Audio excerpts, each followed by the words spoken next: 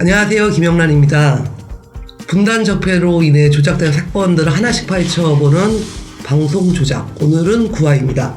오늘도 지난 방송에 이어서 우리 장경욱 변호사님과 우리 대북사업가인데 국가보안법 피해 보신 김호 선생님 나오셨습니다. 안녕하세요. 안녕하십니까. 예, 저희는 지난 방송에 이어서 지난 방송에서 사건 전체를 어떻게 보면 좀 훑었고 이게 터무니없는 사건이었다는 걸 말씀드렸습니다. 하지만 이제 저희 오늘에서 좀 더 구체적으로 들어가 볼 것인데요. 작년에 8월에 연행되시자마자 초기부터 조작되었다. 그런 의혹들이 많이 일어났습니다. 그게 바로 이제 경찰이 구속영장을 청구하는데 그 청구 신청서에 보면 허위로 증거사실이 적시되어 있다라는 의혹이 있었습니다. 어떻게 된 일입니까? 뭐냐면 그 체포영장하고 구속영장에서 네. 이쪽에서 이제 반복되는 그 중요 그 사유가 있었어요. 그건 뭐냐면은 이 사람의 그 핸드폰을 압수를 해서 분석을 해야 된다. 아까 여기에 김호 선생님 핸드폰. 예. 거기에 분명히 이제 지령이 있을 것이고 이런 내용이 계속 반복해서 나옵니다. 네. 그래서 이들이 사실 저를 체포하고 나서 당연히 핸드폰 먼저 이렇게 내용을 확인했겠죠. 네. 근데 이제 정작 뭐냐면은 나중에 재판에서 밝혀졌지만은 이 사람들은 오히려 핸드폰에 나와 있는 박두호 내지는 양성일과의 대화록을 수사 기록에서 오히려 누락을 시켜버려요. 그래서 그걸 오히려 저희가 요청하는 상황이 돼버린 거죠. 그러니까 뭐냐면은 여기서 지령이라고 할 만한 내용이 나왔어야 되는데 네네. 그 내용이 없으니까 그리고 제가 그 두평 남짓한 그 수사실에 끌려가서 거기는 진짜 CCTV가 촘촘하게 깔려 있고 뭐 그 폐쇄된 공간에서 제가 어떤 그 외부로 지령을 뭐 증거인멸이나 지령 이런 것을 할 수 있는 상황 자체가 안 돼요. 그러니까 그런 생각을 한다는 자체가 불가능한 상황인 거거든요. 이렇게 소위 얘기해서 간첩으로 몰만한 이제 정황 증거라도 좀 나왔어야 되는데 그게 없으니까 그때 이제 이들이 일단은 무리하게 구속을 좀 시켜서 그래서 그 이외에 이 사람들이 그리고 있는 또 다른 그 조작 정황 예를 들면 사이버 테러라든가 이런 것을 하기 위한 시간을 어쨌든 구속을 시켜서 벌어야 되지 않았을까. 그래서 저는 증거를 과감하게 조작을 했다고 저는 이제 추정을 하는 겁니다.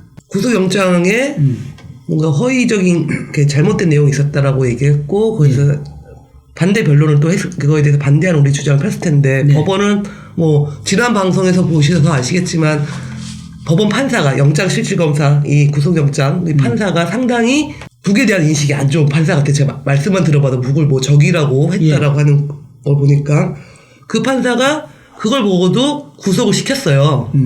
근데 어떻게 보면은 우리는 계속 이것이 허위 사실인데 허위 사실 기초해서 영장이 나왔으면 이게 구속 자체가 안 돼야 되는 건데 이 상황에 대해서 이제 뭐나 그 법원과 경찰은 어떤 입장을 펼쳤는지 그러니까 허위인데 허위도 구속시킨 거잖아요, 변호사님. 영장을 청구한 영장 청구서에 보면 범죄 혐의를 쭉 하고 뭐 도주 우려나 증거인멸 우려 이런 부분들을 이제 기재를 해놔요, 영장.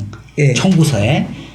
거기에 이제 제가 알지 못했던 일입니다. 저는 이제 체포된 날 오후에 갔었고요. 근데 오전에 김호 선생님이 신정동 보안수사대 그 수사관이 빌려준 전화로 외부에다가 전화 통화를 한다면서 영문을 보냈다 이렇게 나오는 거예요. 그게 증거인멸 사유로 증거인멸 우려로 그 적시가 돼 있어요. 그러니까 저도 놀랬죠. 제가 오후에 가서 접견했을 때 뭐 오전에 그런 일도 없었고 수사관들이 막 오전에 뭐 외부 뭐 이런 얘기 조사도 안 했어요. 이런 제가 오후에 갔을 때 조사도 안 했는데 저희가 이제 영장 실질 심사하는 그날 이제 영장 청구서를 오전에 떼보니까 구속 영장 청구서에 그런 게 있는 거예요. 그래서 제가 그때 제가 영장 실질 심사 제가 참여를 못하고 후배 변호사한테 빨리 가서 확인을 해봐라 접견을 해서 이거 지금 아침 그 체포된 아침에 무슨 이런 일을 참 투쟁국장은 또 그럴 줄 알았지 나는 대담하게 안에서 뭔가 영문으로 막 영어도 잘하시네. 어떻게 수사관이 지켜보는 앞에서 참 대담하시다. 그래서 막 공범이 많은 줄 알았어요. 후배가 접견했더니 펄쩍 뛰신다고. 그래서 영장실질 심사 때 그걸 얘기했죠. 이건 날조된 거다. 구속영장 청구서가 허위 기재된 거고 이런 일이 없었는데 이 경찰 검찰이 이렇게 나를 이렇게 어쨌든 그 항변을 했어요. 네. 우리가 항변한 거에 대해서 검사가 별로 반박을 안 했대요. 그런데 그 판사는 그냥 일단 영장을 발부를 했죠. 네. 그날이 토요일이었고 월요일날 갑자기 저한테 검사가 연락이 온 거예요. 좀 만나서 면담하자고. 네. 우리가 변론을 잘해가지고 영장이 발부됐지만은 뭐 구속을 취소하려고 그러나 뭐 좀 시대도 바뀌고 이래서 검사들이 반성하나 왜 또 영장 발부되고 하루 만에 또 이렇게 나한테 뭘 얘기할 게 있다고 오셔서 면담하자. 면담하러 가니까 이제 녹화실에 가서 얘기를 하겠다. 녹화실이요? 네, 그래서 좋다. 그럼 나도 녹음하자. 이래가지고 이제 얘기 들어보니 영장 청구를 그 수사관이 피곤도 하고 실수해가지고 전혀 관계없는 그 본인 관계없고 보낸 것도 아니고 한 20일 전에 외부에 어떤 사람이 수사관들이 쓰는 공용폰에 이렇게 이 뭐 영문으로 어쨌든 보내온 거 이렇게 그거를 착각해서 우리 김호 대표님이 보낸 거를 착각했다라고 경찰이 이렇게 보고 왔는데 구속 취소해달라고 했죠. 제가 그랬더니 그거 없어도 구속이 되기 때문에 법원의 판단을 시정하려면 구속 적부심을 해보라고. 그리고 지금에 와서 제가 고소했는데 네. 그냥 경찰이 실수라는 거예요. 무능한 경찰이 피곤해가지고 실수해서 착각했다는 거예요. 근데 그게 저희는 명백히 영장을 받기 위한 어떤 고의적인 증거 날조라고 저희가 하고 허위 공문서 작성 행사하고 판사의 영장 업무를 위계에 의해서 방해했다라고 저희가 고소한 데 대해서 뭐 저희 과실이었다, 실수였다, 고의는 없었다. 이렇게 해서 무혐의를 최근에 결정했어요. 무혐의라면 그 경찰한테 경찰을 고소했죠, 저희가. 경찰과 그 상부, 그러니까 조직적으로 하지 않고는 이런 일이 어이없는 일이 발생할 수 없는데 어이없는 일을 어이없게 실수로 했다라는 게 경찰의 변명이고 이번에 저희가 고소한 거에 대해서 검찰은 그 경찰의 그런 무능함과 실수밖에 없었다라고 하는 거예요. 고의가 없었다. 만약에 고의가 있었다 그러면 그걸 이실직고를 했겠냐라고 하는 게 주된 방어 논리인데 이게 실수를 하려고 해도 할 수가 없는 상황이에요. 예를 들어 우리 김호 대표님이 저한테 이걸 빌려갔어요. 그죠? 네. 그럼 몰래 통화는 안 시켜줄 거 아니에요. 이 앞에서 통화를 했어요. 그렇죠. 부인하고 통화했어요. 하고 돌려받았어. 네. 그럼 부인의 전화번호 기록이 남았겠죠. 남았겠죠. 그죠? 네. 문자도. 근데 부인하고 문자도 남아있어요. 근데 이거를 보던 사람이 20일 전에 영문 문자 들어온 거를 보고 여기가 했다라고 지금 뒤집어 씌우는 과정이잖아요. 이게 피곤해서 발생할 수 있는 일입니까? 그러면 어떻게 해야 돼요? 그때 영장을 청구하기 전에 영장 청구서에 그런 걸 증거인멸이라고 하려면 뭘 확인을 해봐야 돼요? 전화기를 확인해 봐야죠. 그러니까 해야죠. 네. 했어요. 그 영문으로 보낸 사람이 누군지를 확인해요. 네. 그 다음에 어떻게 해야 돼요? 그러면은 그 사람 공범이라고 생각하는 거잖아요. 그렇죠. 그럼 잡으러 가야잖아요. 네. 인적 사항 확인되고. 영장 청구서를 48시간이면 이게 네. 제가 의심하는 게 뭐냐면 9일날 체포했는데 9일날 그러면 오전에 했으면 11일 이때까지 증거인멸 우리에 대한 뭐 이렇게 다 조사를 해보고 아니면 빼고 이렇게 하고 영장 청구해도 되거든요. 48시간 이내만 영장 청구하면 되는데 이 사람들 9일 오전에 체포하고 그죠? 네. 그러면 이거 영문으로 보면 보낸 게 아니잖아요. 들어온 것도 확인하면 되잖아요. 그렇죠. 그걸 다 실수했다는 거야 지금. 그러니까 그거를 무능해서 피곤해서 뭐 그건 뭡니까? 그리고 이거를 제가 하는 거는 그래요. 이 영문이 왔으면 그 상대방을 빨리 인적 사항 확인해서 수사하고 그게 뭐 그렇게 오래 걸려요. 그 다음에 영장 청구서 기재해도 되잖아. 빨리 잡으러 가야죠. 만약에 그게. 진짜 공범. 그럼 보면 송신이 아니라 수신인 거 알면 아니네 이렇게 해야 되잖아요. 이게 왜 고의가 아니냐고요. 그리고 저 통화해서 옆에서 봤는데 CCTV 다 있는데 CCTV만 봐도 누구랑 통화하는지 알고 부인한테 통화해가지고 뭐 문자 메시지도 있어요. 그거는 왜 확인 안 하고 20일 전에 밖으로 보낸 게 아니라 들어온 거를 보고 그러고 그런 거를 이거를 사용해서 이제 감정을 의뢰해. 뭘 감정 의뢰하냐면 왜 지문 감식을 해? 왜 지문 감식을 하냐고. 포렌식 해가지고 하면 되죠. 지문 감식에. 그러니까 이게 다 소위 말해서 이것 전체 가라에 제가 봤을 때는 무능을 위장하면서 그냥 급했겠죠. 이런 사건을 오래전부터 내사하고 뭐 국정원 관련해서도 뭐 이 사안을 알잖아요. 알고 거기에 따라서 지속적으로 교류해온 거 아는데 이게 지금 뭔가 타이밍을 놓치다가 이제 어떻게 보면 사업이 번창할 수 있게 이제 교류시 협력이 시대면서 평양이나 해주 인공지능센터에다 북측하고 오히려 이제 그야말로 꼽힐 시기가 교류 협력의 어떤 보면 승인을 받고 하든 이렇게 어떻게 보면 지금까지는 완전히 공개된 게 아니었잖아요. 그러니까 네. 공개적으로 해서 투자도 받아서 하려는 그 찰나에 지금까지 해온 내사라든가 이런 것들 여러 가지 인력 투여하고 이런 것들 했는데 하려니까 또 뭐 부담은 됐겠죠. 이게 증거인멸 우려라든가 이런 걸 좀 강하게 어필하려고 하다 보니까 이런 식의 조사도 안 하고 너무 빨리 영장을 청구하더라고요. 저는 안 할 줄 알았어요. 석방할 줄 알았어요. 그러면 충분히 그걸 확인해야 되는데 그런 식으로 허위 기재를 해서 그게 미필적 고의라는 게 없을 것 같아요. 이게 실수로 되냐고요. 실수가 교정될 수 있는 충분한 시간이 있는데. 그래서 저는 검찰이 또 부안 애동을 했다고 봅니다. 이게 영장이 발부된 날 네. 담당 검사는 또 저녁에 일을 하러 나가요. 영장이 발부되면 좀 하루 쉬어도 되는데 일요일 날 본인이 기록을 다 가져오라 그래요. 이 경찰한테. 그랬더니 경찰이 기록을 가져오면서 머뭇머뭇하면서 그 얘기를 한 거구나. 그 얘기를 했고 네. 그럼 빨리 경찰에 너 상급자에게 보고해라. 그래도 못 믿어가지고 상급자한테 직접 전화해서 내일 아침까지 서면으로 해달라 해서 그 다음날 월요일 아침에 서면으로 와서 실수였다라는 거 확인하고 나서 저희한테 전화했다. 이게 검사인데 검사의 말인데 네. 지금 달라요. 전혀 달라요. 지금도 마치 보안수사대 전체가 미리 그 영장이 발부되기 전까지 그는 몰랐던 실수가 그 이후에 이제 수사를 자기들이 내부 이렇게 하다 보니까 그다음에 이게 잘못된 겁니다. 알아서 바로 조직적으로 다 보고한 것으로 해서 지금 검사하고 그 지금 경찰의 얘기가 다른 부분이 있지 않습니까? 검사하고 다른 얘기에도 불구하고 이번에 고소한 것에 대한 이 무혐의 결정에는 주된 게 뭐냐면 스스로 잘못했던 거를 인정했기 때문에 실수였을 뿐이다. 자꾸 이렇게 하는 거죠. 그러면서 하는 얘기가 그러니까 아마도 법원이 영장 발부된 것과 관련돼서는 계속 그게 없었더라도 발부될 사람이었으니까 발부됐다. 그러니까 적부심하라. 우리한테 자꾸 공을 떠넘겨요. 같이 구속되신 분도 구속이 됐었다. 뭐 이런 식으로 하는데 이거 잘 보세요. 얼마나 이거 지금 실수 정말 아직 징계를 했다는 소식이 없어요. 징계도 없고 뭐 여러 가지인데 자 사람 구속하는데 실수 해놓고 그걸 취소하고 이렇게 하는 게 맞지. 그렇죠. 실수는 있지만 그래도 영장이 발부됐을 거니 우리 보고 적부심하라. 이게 어느 그 법치국가에 있는 일입니까? 저는 그렇게 좀 억울합니다. 그 김호 선생님은 요 전반 변호인단이 그 고소를 했잖아요. 근데 네. 이것이 뭐라 해야 되나 불기소 처분돼 지금까지 요 상황인데 이 얘기를 듣고 이 판결 적고 어떤 심정이셨는지. 그 당시에도 좀 의심스러웠었는데 이렇게 급하게 조작을 해야 될 무슨 상황이 있었다고 저는 이제 보는 거죠. 네. 그리고 그거를 감춰야 되는 상황이 된 거죠.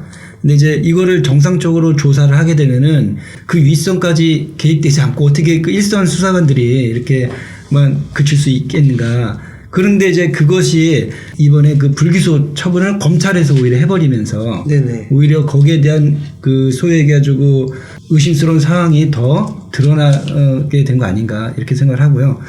제 사실 이 부분과 관련돼서 검찰이 이제 그 무혐의 처리를 했잖아요. 근데 이제 이것은 영장이 조작됐다는 것은 사실 작년에 사건 터지면서 세상 사람들 다 아는 거 아닙니까? 그렇죠. 네, 청와대에도 제가 당시에 이렇게 민정수석이라든가 청와대 이렇게 민원도 그러니까 탄원식으로 서신도 냈었었고 이 사건을 모르는 바 아닐 텐데 지금 어쨌든 그 민정수석이나 청와대에서도 그럼에도 불구하고 보란 듯이 이렇게 그 무혐의 처리를 했다는 거에 대해서 정말 어디서부터 뭐가 이렇게 잘못됐고 이런 그 국가보안법으로 인한 이런 인권유린이라든가 이런 그 공작 이런 것을 왜 문제를 해결해야 되는가 좀 사실 답답하고 분노스러웠던 거죠. 그러니까 저는 이게 더 위험한 게 저희가 국가보안법 사건을 보면은 지금 김호 선생님도 애초에 그 경찰 조작을 했고 검찰도 그걸 인지했을 것이고 근데 법원이 영장을 발부했고 이것을 우리 변호인단 다시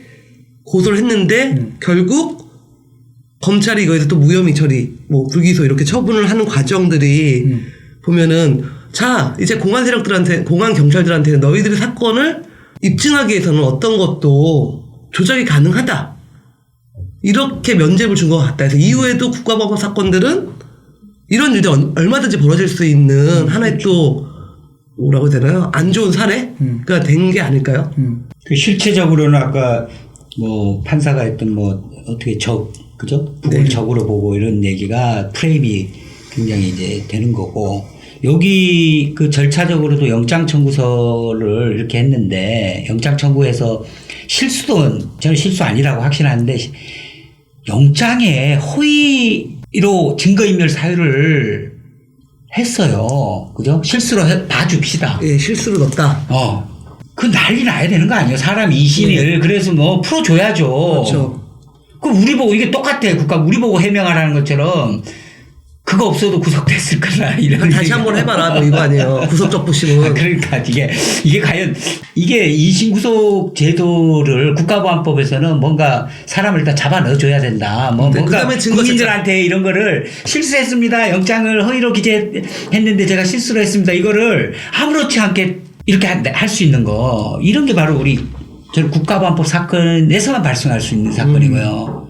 그렇기 때문에 우리 사회는 어떻게 보면 국가보안법의 힘을 믿고 국가보안법이 모든 형사소송의 절차 위에 있는 거죠. 그런 절차마저도 뭉개버릴 수 있는 거죠.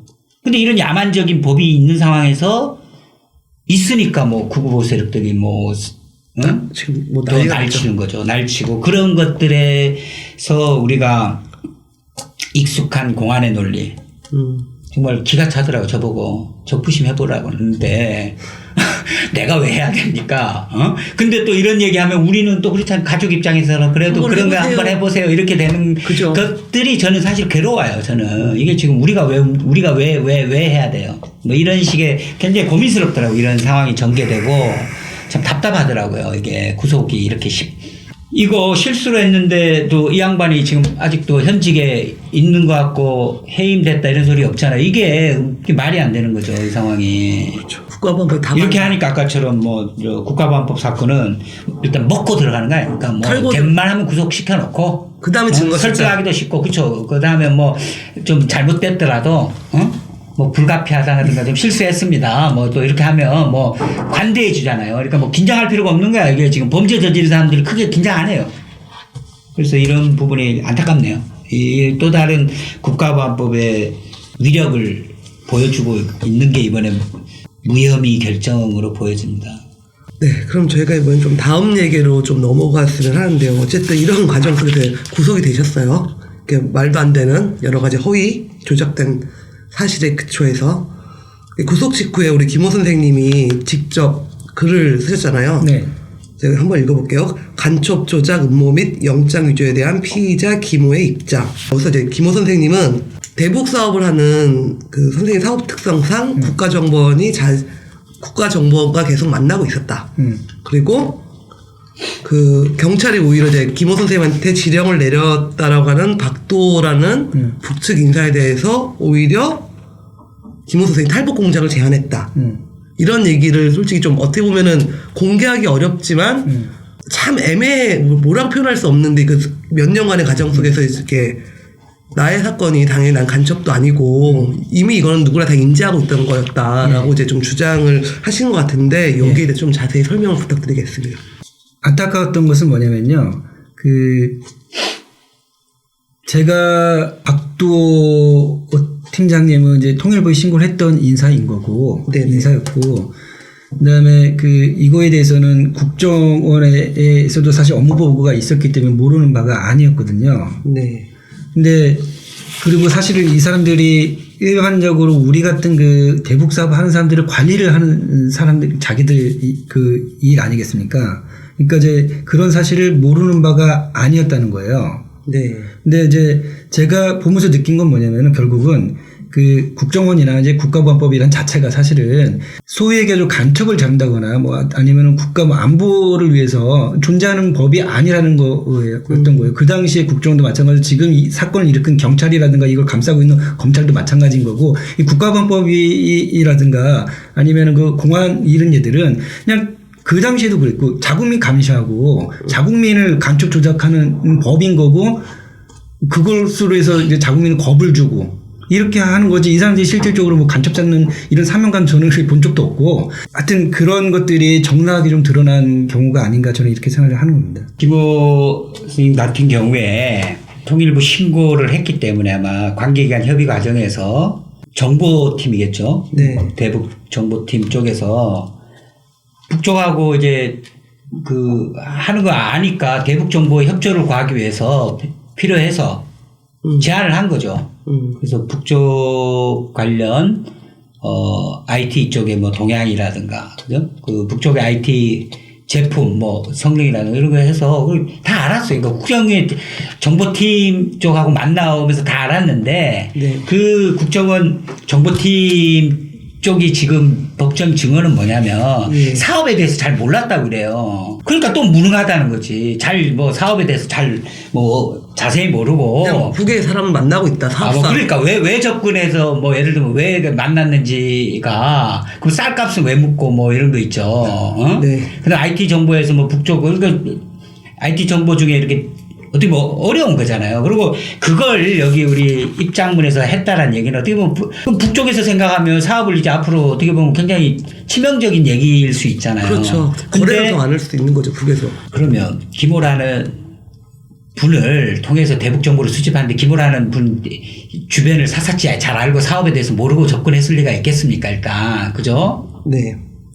당연히 그렇게 알고 했고 그 와중에 경찰청에서 내사한다는 걸 아는 거를 그 국정원의 대공수사국 통해서 들어서 자기들은 손을 끊고 모른다 이거예요. 아. 근데 그 만나는 과정이 있고 만약에 내사가 들어온다고 하면 알려줘야지 그러면. 아니면 이 사람 우리랑 잘 알고 있어 별 문제 없다라고. 그러든가. 그거 당연한 거 아닙니까 지금.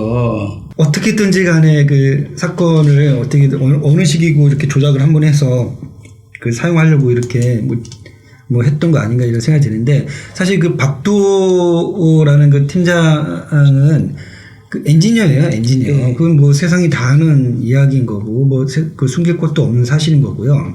근데 이제 국정원에서 그 이 사람들이 이제 그 저한테 이제 뭐 박도에 대한 그 탈북을 제안했다고 하는 것은 뭐냐면은 그러니까 사실은 지나가면서 저한테 제가 뭐 사실 저는 사업하는 사람이지 제가 이런 그 전문가 예를 소위 얘기하자면 뭐 공작과 관련된 전문가가 아니잖아요. 그렇죠. 예. 그러니까 사실 이런 것은 들어도 경악스러운 일이고 그래서 저는 이런 건 절대 관여하고 싶지 않으니까 그러니까 일하니까 이런 거에 대해서 저를 인볼브 시키는 것은 아예 생각도 하지 말아달라고 얘기를 했죠. 근데 제가 이 문제 제기를 했던 것은 뭐냐면은 네.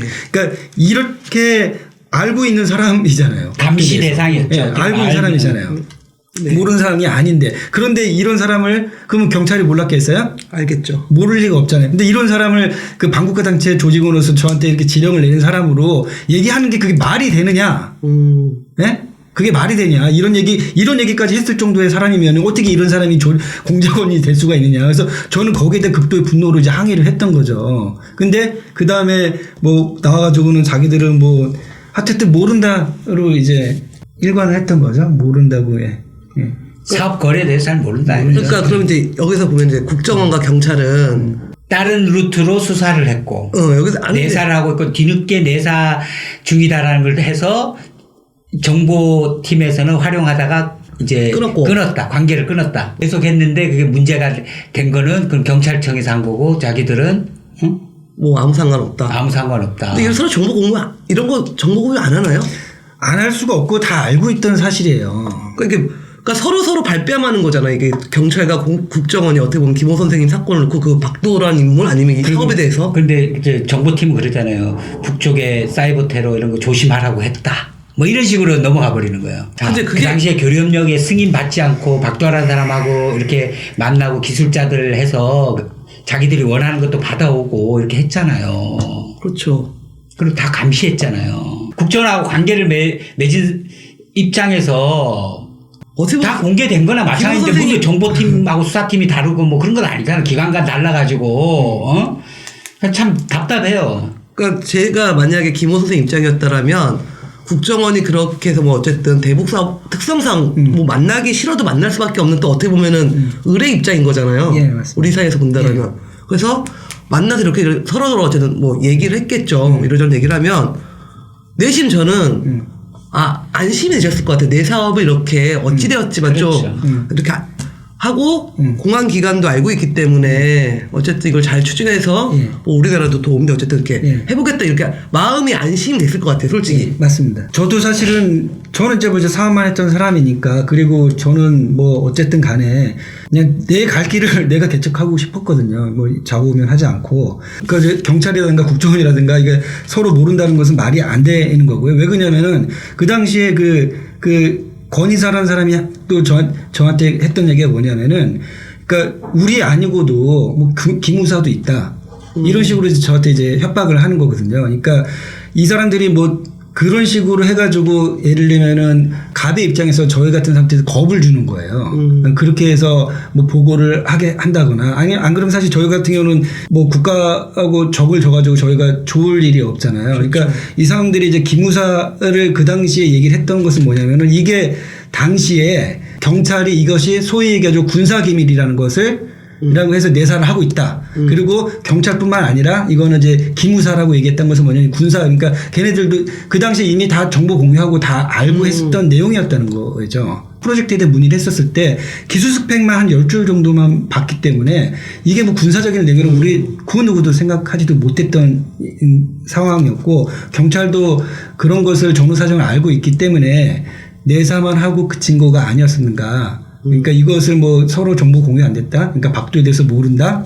그래서 서로 뭐 모르는 부분 떠넘긴다. 이것은 사실은 말이 안 됐다는 겁니다. 네, 그럼 이번에 그럼 다음 얘기를 한번 넘어가 보겠습니다. 보석은 나오셨지만 불구속 상태에서 이제 재판이 진행 중인데요. 재판이 진행되면서 검찰의 공소장과 다른 정반대 그 다른 내용들이 나오고 있다라는 이렇게 보도가 있어요. 어떤 내용인가요, 김호 선생님? 이 국가범법이라는 게 그렇더라고요. 그러니까 구체적인 그 피해 사례에 대한 전후를 가지고 처벌하려고 한 게 아니라 아니 그 적이라고 보는 거죠. 적이라고 해서 그것으로 인한 그 가능성 자체를 그 정황으로 만들어서 처벌을 하려고 하는 것 같아요. 보니까. 그래서 뭐냐면은 제일 처음에는 사이버 테러 심각한 사이버 테러 위협에 뭐 이렇게 노출됐다. 그러니까 이제 그렇게 이제 주장을 해온 거잖아요. 근데 사실은 그 재판을 받으면서 납품된 모든 업체들이 한결같이 피해 사례가 없었다고 증언을 했거든요.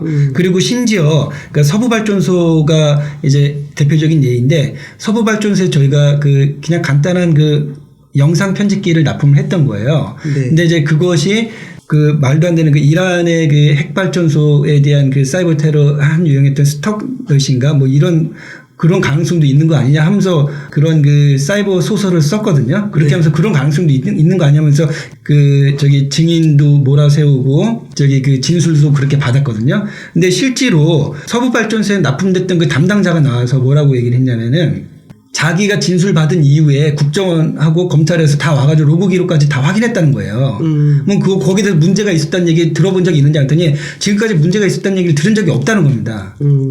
그러니까 뭐냐면 처음부터 그 증인을 부를 필요도 없이 검찰하고 국정원에서 다 로그 기록을 확인했기 때문에 이 문제점이 전혀 없었다는 걸 알고 있었던 거예요. 그럼에도 불구하고 증인들 불러가지고 사이버 테러 위험에 노출됐었다는 등 이런 식으로 공갈 협박을 해서 재판부를 이렇게 몰아붙인 그런 게 이제 사례가 좀 다 드러났던 겁니다. 재판이 진행되면 진행될수록 뭐 또 다른 진실은 밝혀질 거라 생각이 드는데요. 그 검찰의 공소장에 김호 선생님이 북의 노동자들 그래서 하면 당연히 이제 흔히 말하는 월급이죠. 월급을 줘야 되잖아요. 네, 월급을 줘야죠. 월급 안 받고 일하는 데가 어디 있으니까. 근데 이거를 북한 당국의 외화벌이 사업이나 대남 공작 사업에 등으로 뭐 통치 자금 갈 수도 없다. 이렇게 이제 공소장에 기록되어 있다라고 하는데 이렇게 적어버리면 지난 방송에도 계속 말씀하셨는데 개성공단에 그동안 입주했던 사람들도 마찬가지인 거고 앞으로도 남과 북이 교류협력을 하게 된다라면 교류협력 시대가 온다라면 언제든지 이걸 문제시 삼아서 범죄로 몰아갈 수 있는 게 아닌가 이런 생각이 좀 들거든요. 네. 이게 사실은 뭐 증거가 없는 게 아니라 처음부터 이제 증거 자체는 이제 조작이 된 거고 이제 그런 프레임에서 이렇게 만드는 거죠. 그러니까 운동권 출신의 대북 사업가가 이렇게 해서 뭐 이런 위험에 노출됐다 이런 식으로 만든 건데요. 그래서 저 사건을 통해서 어떤 그 국가보안법이라든가 국가보안법으로 자기 존재를 유지해야 되는 세력들이 있을 것이고 그런 공안 세력들이 있을 거 아닙니까? 그래서 그런 그 존재 의식을 한 번 더 증명하기 위해서 제 사건을 만든 게 아닌가. 그러니까 그러기 위해서 가장 그 규모도 제일 작고 영세했던 그리고 실질적으로 그 어떤 납품도 많이 이루어지지 않았던 저를 이렇게 희생양으로 삼은 거 아닌가. 저는 그런 생각이 좀 들고 이게 그러니까 작년에 정상회담이 이루어진 그 좋은 분위기 속에서도 이런 그 조작 사건이 일어났는데 만약에 이런 국가보안법이라든가 공안이라든가 이런 물리적인 법적인 이런 것이 그대로 있다면은 언제고 또 이것이 일어나지 말라는 법이 어디 있습니까? 그리고 그렇죠. 실제로 이 사업을 하고자 하는 모든 사람들을 심리적으로 위축시켰잖아요. 네. 예. 근데 거기에 대해서 심각한 문제의식을 못 느끼고 그냥 뭐 예를 들면 정치권이 됐건 이렇게 뭐 유라시아 철도 얘기하고 남북철도 얘기하는데 네. 좋은 얘기지만 자기 발밑에 이런 심각한 문제점이 있다는 것을 인식을 해야 되는 거 아닙니까? 언제든 뒤집어질 수 있다는 것. 여기에 일단 심각한 자기 반성과 이 남북 화해를 추진하는 사람들이 이런 근본적인 문제점에 대해서 성찰을 좀 해야 되는 시기가 아닌가. 저는 그런 생각이 좀 들었습니다. 그 변호사님 이 사건 이제 재판을 이제 처음부터 같이 이제 변호해 주시고 이렇게 계시는데 뭐 저도 이제 작년에 기억이 나요. 학생운동권 출신이 대북 사업가로 변신해서 북의 프로그램을 가지고 뭔가 우리 쪽을 이렇게 뭔가 해보려고 남쪽을 해보려고 했다 이런 식의 보도가 많이 됐었는데 이제 보수 언론들에서는 재판을 진행하면 할수록 결국은 증거는 별로 없고 뭐 정황, 가능성 네네. 이런 것만 나오는 것 같아요. 실제 재판은 어떻습니까? 기술적인 입찰계획서 중에 기술적인 부분과 관련돼서 편집해서 기술자들에게 자문을 했다. 그래서 우리 기술로는 안 된다. 뭐 이런 정도 한 것이 지금 간첩죄인데 그거는 뭐 좀 뭐 자진 지원의 뭐 고의라든가 이런 게 아니잖아요. 그죠? 근데 어쨌든 그래도 그렇지 어떻게 적국에 상대랑 방어에 뭐 이런 식의 얘기가 지금 있는 것이 우리 슬픈 현실이 하나고요. 이제 주되게 지금 논점이 되는 거는 이제 외화벌이 뭐 통치자금 이건 좀 우습잖아요. 또 개성공단 뭐 이렇게 하자 이러고 하는데 그거는 이제 편의 제공 그것도 우스운 거고 뭐 논문을 제공해서 편의 제공 이것도 우스운 거고 지금 이제 재판에서 쟁점이 된다면 이제 사이버 테러 이거 너무 부기 소행이 많아. 내가 이 좀 공소장에 앞부분에 다 부기 소행이야. 다 추정이에요. 뭐 미국발 뭐 국정원발 이게 뭐 한두 개가 아니에요. 뭐 소니 픽처스 뭐 영화도 했던 북에 증거는 없어요. 그냥 미국에서 누가 뭐 그 기소했다 뭐 북에 누구를 뭐 기소했다는 건데 뭐 우리가 미국 재판하는 증거를 볼 수도 없고 그게 언론 기사에 난 게 증거야. 그러면 이렇게 위험성이잖아요. 우리 지금 아까 서부 발전이라 했죠. 뭐 그런 데다 피해는 없어요.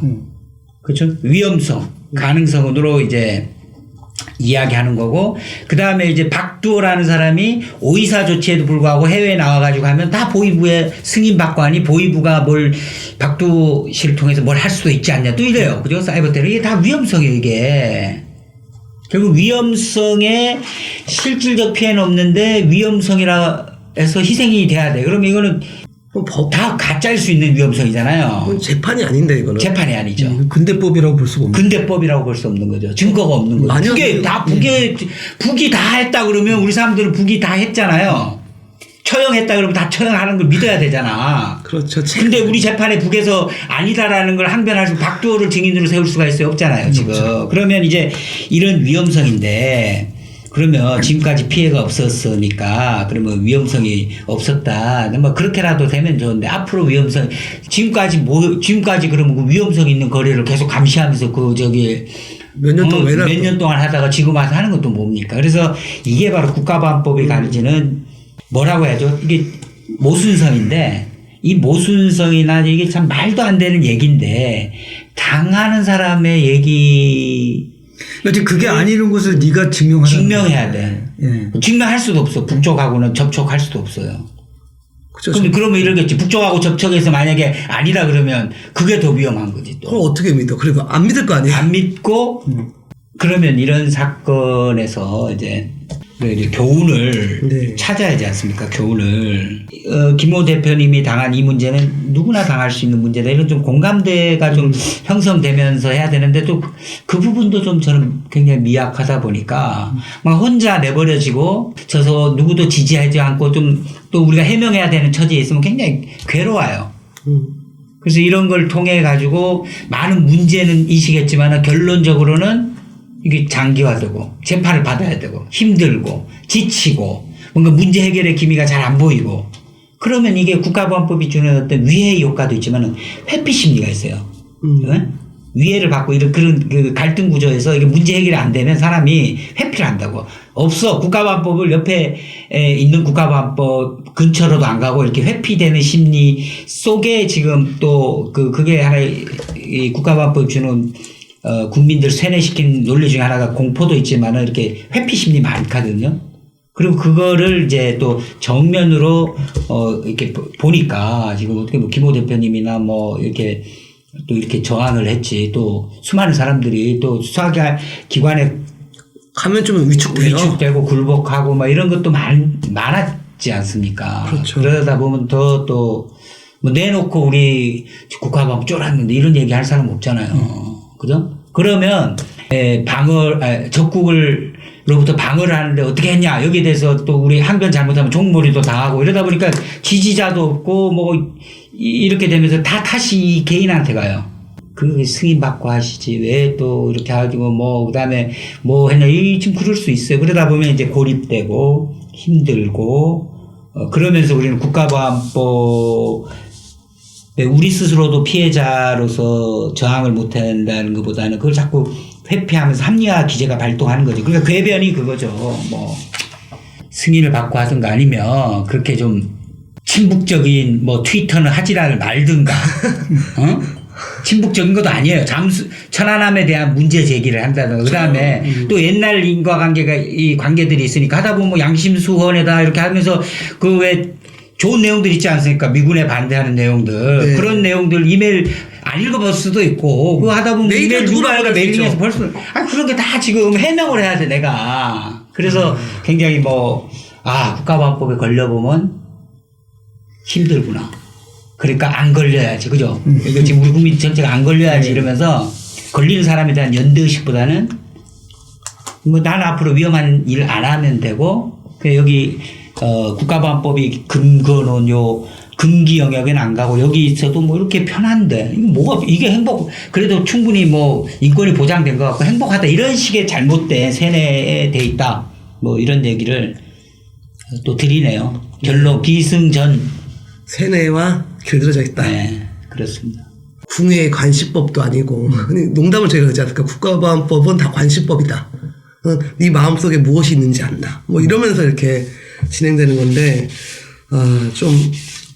뭐 지난 방송과 요즘 저희가 계속 말씀드리고 판문점 선언 시대에 뭐 개선될 여지는 안 보이고 여전히 더 이제 옥죄고 있는 상황이다. 왜냐면 사건이 많아서 옥죄는 것이 아니라 사건 하나 가지고도 갖고 이제 파장력을 봤을 때는 특히 이 사건이 더 위험한 게 뭐냐면은 교류협력을 많이 추진하려고 하는데 그동안 추진했던 사람을 국가법 위반, 잡아야 하는 거잖아요. 이건 어떻게 보면은 단 하나의 사건이지만 아까 김호 선생님도 말씀하신 것처럼 이 시대를 뭔가 역행하는 그 위축시키는 하나의 좀 그런 의미가 그렇게 뭐라 해야 되나 그런 걸 주는 사건이 아니었나 이렇게 좀 생각이 들어요. 여전히 물론 재판이 진행 중입니다만 사건이 많고 적고가 국가보안법이 위험하다 안 위험하다 가지고 판단할 수 없다 이렇게 좀 생각이 좀 들고요.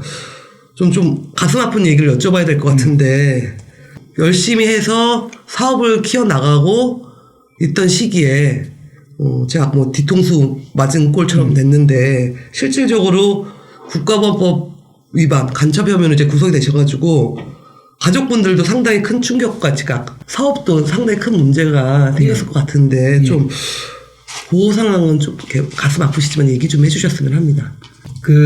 지금 다시 생각해봐도 저는 이제 국보법 소위 얘기하면 지령수수 이런 것은 사실 생각하지도 못하고 살아왔기 때문에 너무 상황이 좀 제가 2018년도 8월을 기준으로 해서 다른 세상이 돼버린 거예요. 예.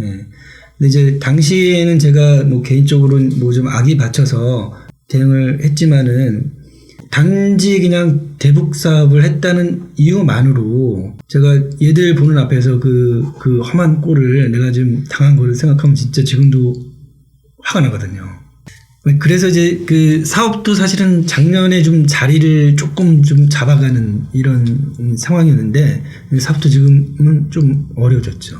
이 실현에서 주는 그 의미가 뭔가 이렇게 좀 되게 곱씹으면서 안에서 이렇게 좀 새롭게 좀 신기일전을 했는데 뭐 거창한 건 아니죠. 사실 근데 좀 안타깝던 건 뭐냐면 저는 사실은 어떤 그 정치적인 어떤 이런 걸로 인한 그게 아니잖아요. 그 사실은 어떻게 보면 사회적인 약자인데 그런 약자에 대한 그런 그 국가보안법의 그 횡포가 오히려 좀 더 이렇게 일반인들한테 내지는 지금 그 정상회담이 이렇게 이루어지는 이런 남북교류 협력 그 화해 시대에 문제가 됐다는 것에 대해서 좀 더 그 지식인이 됐건 정치인이 됐건 뭐 인권운동을 하는 사람이 됐건 근본적인 성찰이 이루어져야 되지 않는가. 저는 사실 그게 좀 개인으로 이렇게 이런 그 짐을 넘기는 거 좀 너무 좀 과도한 이런 거고 좀 같이 좀 해결에 성찰을 좀 해야 된다 이런 생각이 좀 드는 겁니다.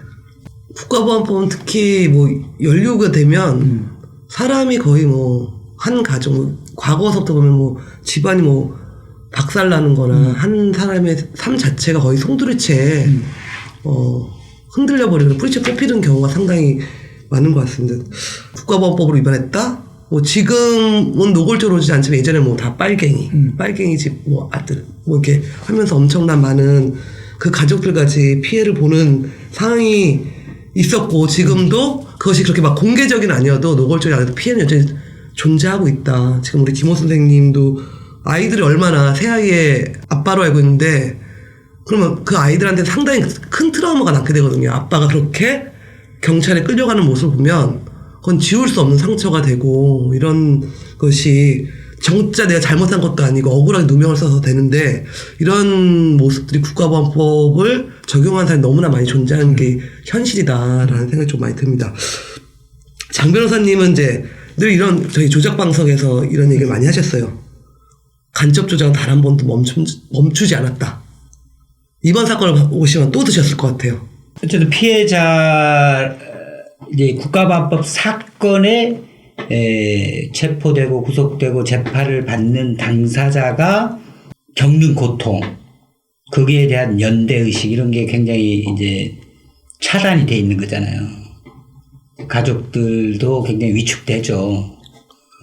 구매운동을 하더라도 또 이렇게 가정 일상이 뭐 국가보안법 위반자다라고 하면 지금 봤을 때 굉장히 저기 요즘 이렇게 남북 화해 시대에 이렇게 구속된 사람이라 그러면 뭔가 있기는 있나 보다. 진짜 간첩인가. 오히려 이렇게 생각을 할 수 있는 거잖아요. 그리고 뭐 답답한 거 아니고 누구도 지지 연대 의식이 있고 어떤 이걸 통해서 무죄를 우리가 쉽게 뭐 받을 수 있다 이러면 이게 힘이라도 나는데 이건 어떻게 보면 굉장히 외로운 싸움이죠. 외로운 싸움이고 국가보안법으로 인해서 어쨌든 시대와도 국가보안법이 지금 맞질 않아요. 그죠? 맞지도 않고 또 뭐 약자 강자지만 어떻게 보면 아무 문제 없잖아요. 무슨 뭐 북은 뭐 항상 뭐